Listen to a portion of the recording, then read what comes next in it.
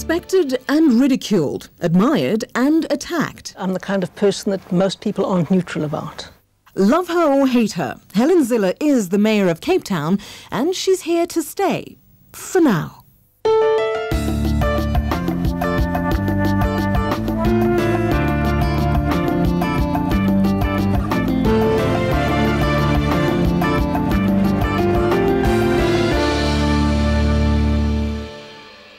Madam Mayor, thank you very much for joining us and welcome to the programme. It's great to be here, Tumi. First 6 months in office, how's it going? Well, as they say, after 6 months, the pregnancy just begins to show. And in reality, that means what? Well, it means that we've got a lot of stuff growing, but you can't quite see it yet. We've done major initiatives, for example, with land release, with bringing the banks into providing low-cost housing. Those are some of the things we've done, but we haven't seen the results on the ground yet. Those will come to fruition in the years ahead. What has that, though, meant for you as an individual? I mean, is it what you expected? Well, I never really expected to be here. We thought it would be a close election, but we didn't expect to win. It's been a revelation of unexpected moments ever since. When you consider what it is that you ended up doing, do you think that running and getting involved was a good idea?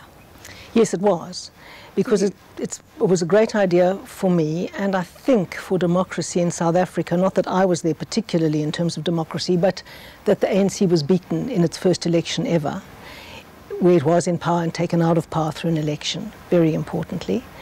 And so that is a defining moment for a democracy, and it will be even more defining if the ANC accepts that it lost power through an election and goes into opposition. And if that does happen, we'll know that we are achieving status as a consolidated, firm democracy.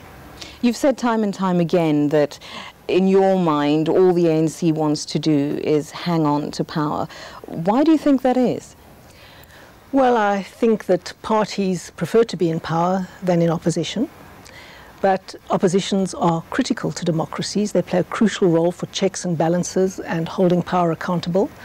And so being in opposition is in many ways just as important, especially in a developing democracy, as it is to be in government. And it's very important for the ANC to learn to be a good opposition. Many people who have been looking at sort of the political environment, particularly in Cape Town, often say that it's become a very personal situation, that things have gotten very personal. You yourself have had furniture thrown at you, you've been called names, people have said that you're racist.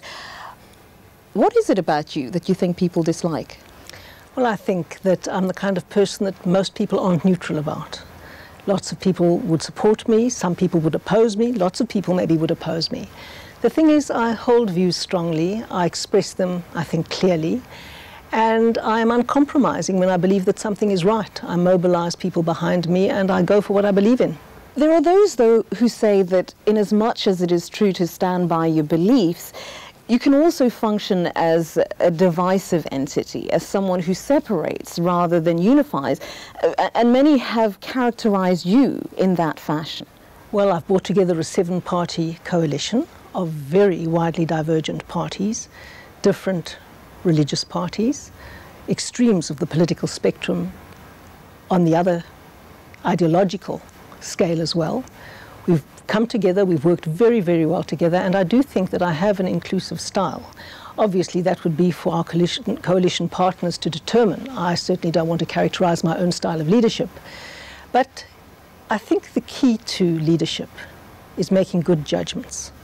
There are times to confront, there are times to be conciliatory. There are times to coalesce, there are times to challenge. The key thing is knowing the difference and knowing when to adopt which style.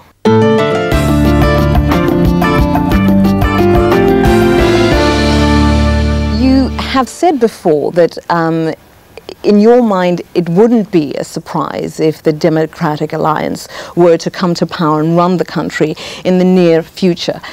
Does that in turn mean that you would like to be the head of the DA, considering that many regard you as the most admired leader within the party?